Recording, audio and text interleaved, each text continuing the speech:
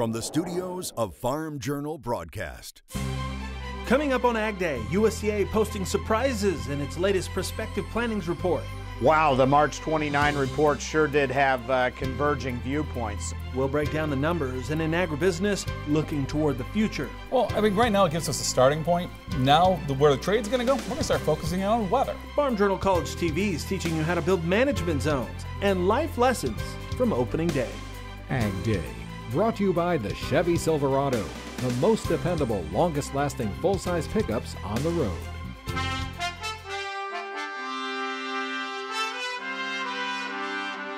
Good morning, I'm Clinton Griffiths. There are a lot of beans in the bin and plenty more could be headed that way if USDA estimates are any indication. But the government data also showing fewer acres than what analysts expected.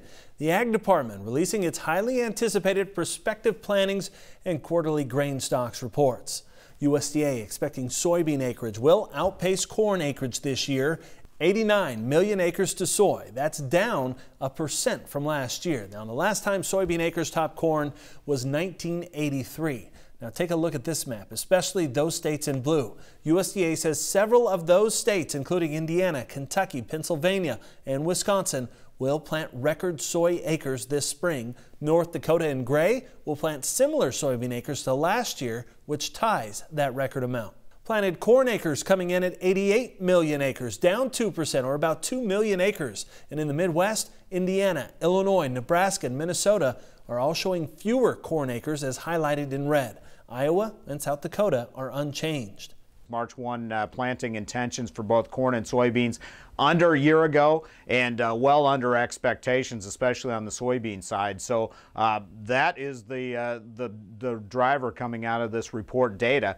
Soybean planting shockingly below what they were last year, and the trade, at least for now, based on the price reaction, believes that number. All wheat planted area for 2018 is estimated at 47 million acres, up 3% from 2017.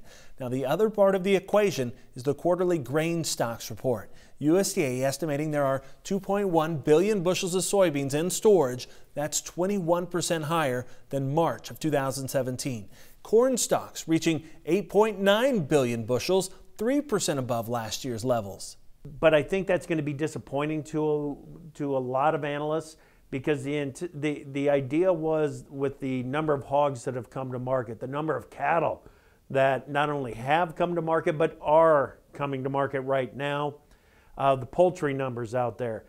I think the expectation was that the feed number was going to come in bigger than what they anticipate, or than what many in the market anticipated, would pull that March 1 corn stocks number down.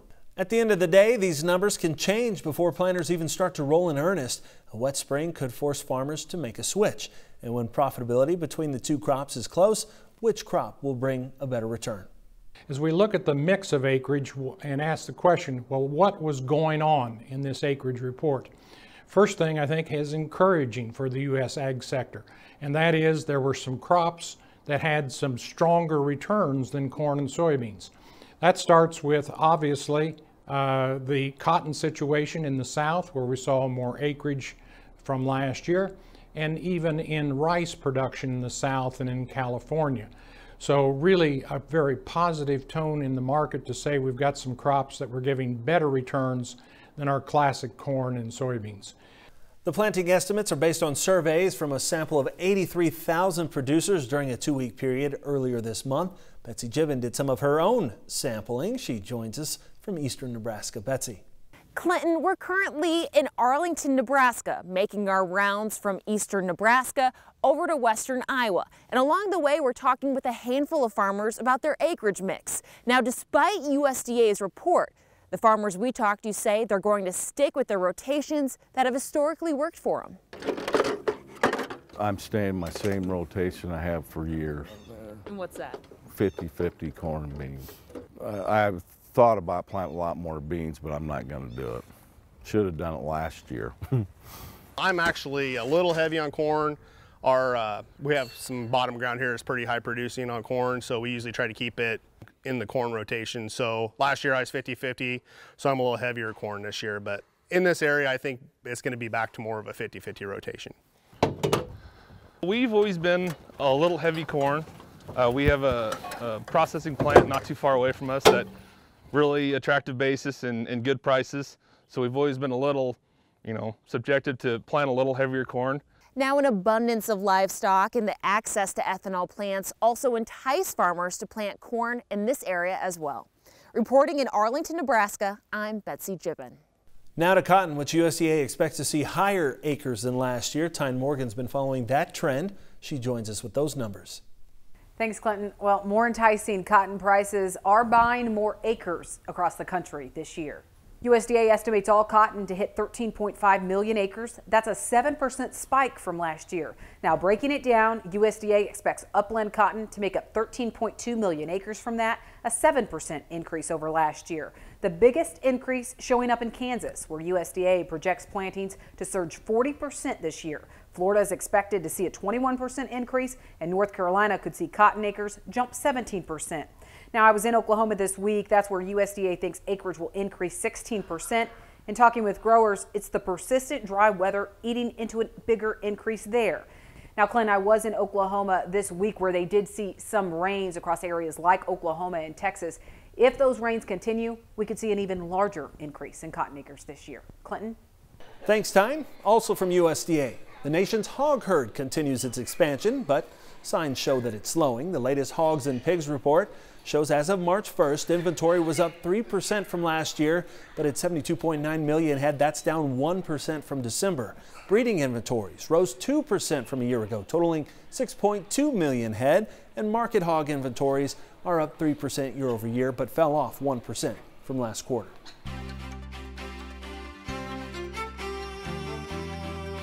Mike Hoffman always helping us keep a close eye on crop conditions. He has our crop comments for this Friday. Good morning, Mike.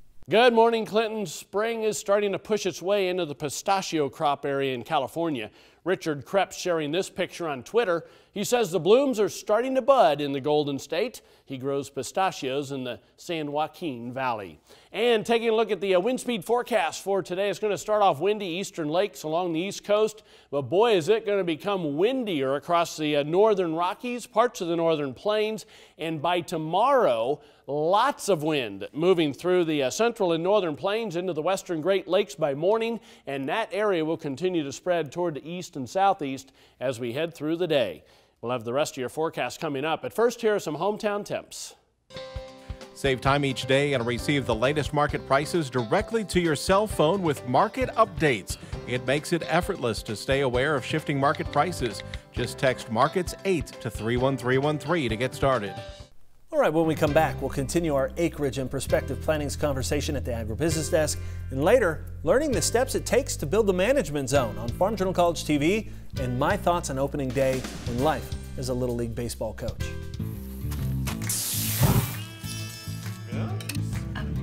With a uniquely powerful formulation of proven ingredients, Resicor corn herbicide gives you extraordinary power. Who wants dessert? At least when it comes to weeds.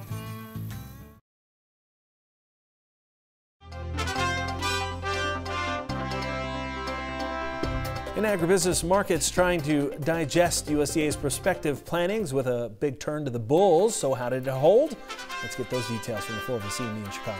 The idea here, or the thought that farmers will plant much less corn acreage this year, was seen as being a very, very friendly factor. December futures came within a half cent of their contract high, which was posted earlier this month, up at 4.12. Now, the other piece to this report was a little bit negative. The stocks number in corn was a good 180 million bushels above the average trade guess. That implies that demand has not been quite as good as what some people had thought. Perhaps a strong ethanol grind has pushed more DDGs into the system, resulting in lower feed usage. The live cattle market was sharply lower here on Thursday ahead of a three-day holiday weekend. We were limit down in many of the live cattle and feeder cattle contracts. So kind of some ugly closes here. These are the worst prices that we've seen since July and August of last year. So the chart read very, very ugly here as we plunge into some new lows. So in general, when you get a big move in the corn market, you're going to see an opposite reaction in the feeder cattle market, and that's exactly what we saw here today. Again, Joe Vec, Vic from CME Group here in Chicago. Here at the AgriBusiness desk, I have Jim McCormick, Chip Flory. All right, gentlemen, so we know the numbers. We know what the report said. Yep. Let's talk about where we go from here. And Jim, we'll start with you. Where does this report take us? Well, I mean, right now it gives us a starting point. Now, where the trade's going to go, we're going to start focusing on weather. Yeah. Okay. Because that is what this is what we think is going to get planted. Now we're going to see what actually gets planted. Chip, what do you think? Well, weather is exactly where I was going to go, but I'll also go to this. We need the markets to send the right signals to the producers to get the acreage mix right. I'm not too sure that we've been doing that yet. When we look at that total combined of 179 corn and soybeans, there should be more incentive from the marketplace to both corn and soybean producers to put more seed in the ground. Okay, so that's acreage side. What about on the stock side? Where does that number take us from here? Well, that takes us to the point, gives us a comfortable supply at the end of the year. I mean, the fact is the near-term supply is very comfortable. You got a record supply of beans right now. Yeah. I mean, we're not going to run out of beans. Corn, it's going to help cushion the blow, but the fact of the matter is that 88 million acres, you are really going to, I think Chip's right. The market hasn't given the corn market the right signal, in my opinion, because we only plant 88 million acres of corn. We have just a few bushels below trend. Your carryouts, you could fall to 1.5 very, very fast with a good demand number and not a lot of room for error. 170 bushel per acre national average corn yield in 18 at that many planted acres, and we're under 1.5. Okay, which as we go through the next 2 months, Chip, weather, anything else that you're watching indicator-wise? Because we've learned that it doesn't matter if we have a weather issue always, because we can get this crop in the ground. Trade, are we going to get over the anxiety over trade? And if we can do that, then I think we've got some lift. All right, guys. Well, thank you for being here, giving us a little bit of perspective as we go through what's sure to be a fun planting season. Appreciate you both. We'll be back with more Ag Day in just a minute.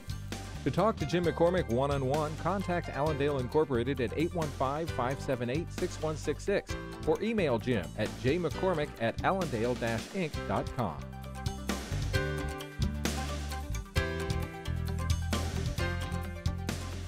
You could win a 2018 John Deere Gator from Valent USA.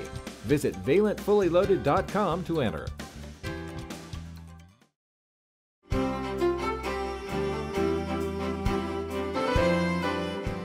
Your vote could help a community organization win $10,000 and send a farmer on a dream sports trip. Vote now and help make dreams come true at powertodomore.com. Sponsored by Resicor Corn Herbicide. Welcome back to Ag Day. Meteorologist Mike Hoffman here. And Mike, it really looks like the East Coast is kind of a mess today. Yeah, a couple areas of low pressure, a couple of cold fronts, and the one coming into northern Montana is going to be a big weather maker as well. But it's going to remain dry from the central southern Mississippi Valley all the way to California with no real end in sight to that overall pattern. Let's put the maps into motion. Double cold front continues to move off the east coast, so by later today, a lot of the moisture is east. It's into Florida. It's still lingering in New England. Then we turn our attentions back to the west, where it's going to be a fair amount of snow with this area of low pressure, especially north of the front. South of there, you'll get a little bit of rain. You can see it continues dry, though, through the middle of the country into the southwest. Heading into the first part of the weekend tomorrow morning, some showers moving into the western Great Lakes pretty early in the day. It'll be snow, though, up across much of Minnesota, northern Wisconsin, northern Michigan as we head through the daytime hours tomorrow. And you can see that whole system will continue to push eastward with a few showers and thunder showers developing down along the front into parts of Arkansas and Oklahoma. The front kind of stalls out across the northwest. That will be a few areas of rain and snow showers in that part of the country as well. So precipitation estimate past 24 hours, most of it's been from southern Mississippi Valley up across the Tennessee, Ohio valleys into the northeast. Adding in the next 36 hours. We'll add some more into the northeast, but we're also going to add some with that storm system moving through the upper Midwest. Most of that is going to be in the form of snow. Past 24 hours, next 36 hours, several inches. Some areas are probably going to end up with more than half a foot of snow. Somewhere across north central Minnesota, northern Minnesota into northern Michigan, especially the UP of Michigan. That's where those heaviest snowfall amounts are projected right now. High temperatures this afternoon, warm in the southeast, South Texas, otherwise on the cool side through most of the middle of the country. Highs by the time you get to the Canadian border, close to 30. Lows tomorrow morning in the single digits in those areas. This is cold air for this time of the year. How far south it comes is the big question. Heading through tomorrow afternoon, highs only in the teens in North Dakota, but lots of 70s, even 80s across Texas and many parts of Florida. Jet stream as we head through the next several days. You can see that big cutoff low over Hudson Bay. We've been talking about every time a piece of energy comes through, it brings another shot of cold air to the northern tier of states, but down south, you stay a little bit warmer. That's a look across the country. Now let's take a look at some local forecasts. Heading to Boise, Idaho, first of all, mixture of clouds and sunshine, high of 66 degrees. Salina, Kansas, lots of sunshine, mild, high of 65. In Washington, PA, cooler with morning showers around, high around 46. Up next, we'll go through the basic steps required to build a management zone on your farm. It's Farm Journal College TV, and later, the teachable moments from America's pastime.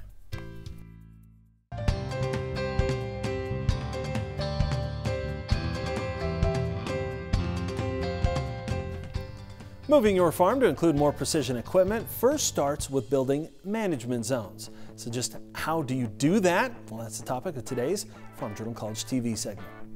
For several seasons now, we've been talking about zone management, so today, let's put it all together for kind of a step-by-step instructions on how to create those zones. Step 1, understanding the soil. So we've got some soil types out here that maybe have high organic matter, high exchange capacity, as we can see in this example here. It's a little darker in color, versus other parts in the field are lighter soils, more sand in them, low organic matters, lower CCs. So a management zone is literally what I call kind of squiggly lines out in the field as far as capturing these soil types. So I've got a darker soil here versus a lighter soil here. Start with a U.S. soils or geological map as a basis for each field soil type, then ground truth it. So now we're up in the area of the field that it's sandier. You can see that it's a lighter soil here and the organic matter is much less. In comparison to the example I carried up with us, that we're at 3.4 on organic matter and 11.5 on the exchange capacity. Once you're in the field and visually inspected the terrain and soil types, take a soil sample. It's pretty important when we pull soil samples that we do it in a very proper way.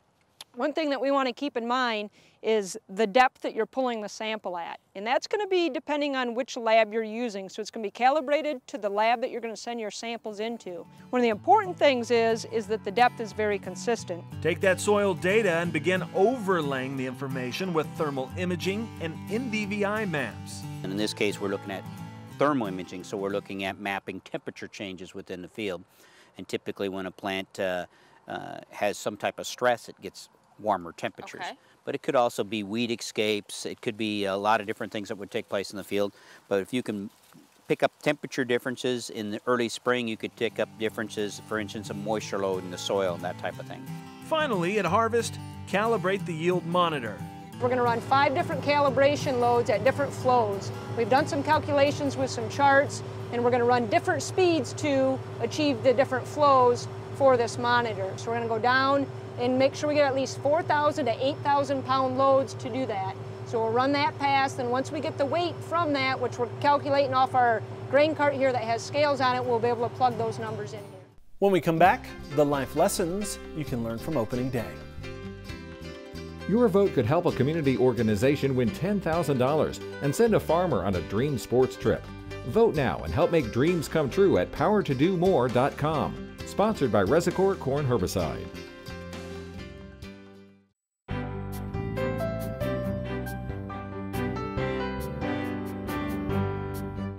In the Country, sponsored by Kubota. Tractors, hay tools, utility vehicles, mowers, and more.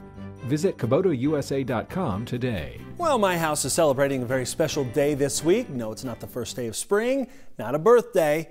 It's opening day of baseball season.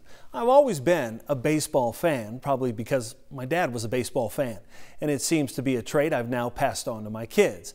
As I've mentioned, I coach my oldest Little League team, and I've got the scars to prove it. Here's what that line drive to the face really looked like 10 days ago without the glasses. And while it's my job to teach kids the game, I think I've learned plenty of life lessons myself, including that L screens are there for a reason. I've also learned, don't quit on a ground ball. Always run through the bag. In life, it's easy to give up when something is less than a home run, but you never know what door or wild throw might get you back in the game. It's also true that one good hit negates 4 games worth of strikeouts, but you have to keep trying. And a positive, encouraging attitude is more likely to build success than belittling and screaming at your team. The same is true for your relationships at home. Opening day and baseball in general may not be your cup of tea, but in my house, America's pastime is still revered as a day worth celebrating, an unofficial start of spring and summer, a step closer to the end of school and a lifetime of teachable moments. And that's all the time we have this morning. We're sure glad you tuned in and spent part of your day with us. From all of us here at AgDay, I'm Clinton Griffiths.